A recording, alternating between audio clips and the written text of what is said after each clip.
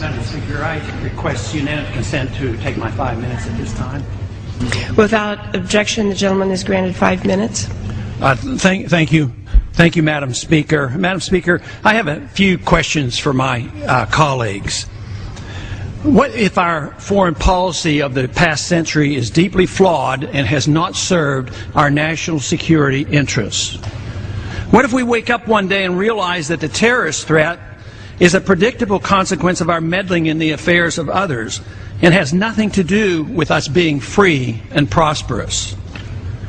What if propping up repressive regimes in the Middle East endangers both the United States and Israel?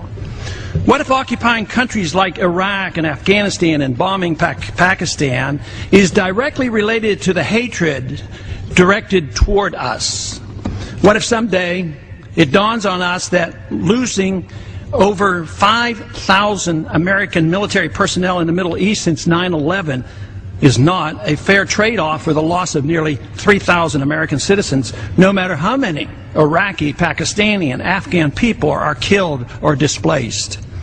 What if we finally decide that torture, even if called enhanced interrogation technique, is self-destructive and produces no useful information, and that contracting it out to a third world nation is just as evil? What if it is finally realized that war and military spending is always destructive to the economy? What if all wartime spending is paid for through the deceitful and evil process of inflating and borrowing? What if we finally see that wartime conditions always undermine personal liberty? What if conservatives who preach small government wake up and realize that our interventionist foreign policy provides the greatest incentive to expand the government? What if conservatives understood once again that their only logical position is to reject military intervention and managing an empire throughout the world?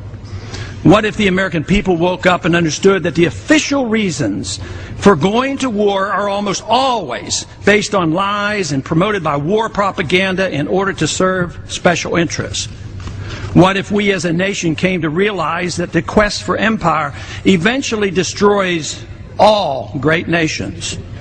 What if Obama has no intention of leaving Iraq? What if a military draft is being planned for the wars that will spread if our foreign policy is not changed? What if the American people learn the truth, that our foreign policy has nothing to do with national security, that it never changes from one administration to the next? What if war and preparation for war is a racket serving the special interests? What if President Obama is completely wrong about Afghanistan and it turns out worse than Iraq and Vietnam put together? What if Christianity actually teaches peace and not preventive wars of aggression? What if diplomacy is found to be superior to bombs and bribes in protecting America? What happens if my concerns are completely unfounded? Nothing. But what happens if my concerns are justified and ignored? Nothing good. And I yield back the balance of my time.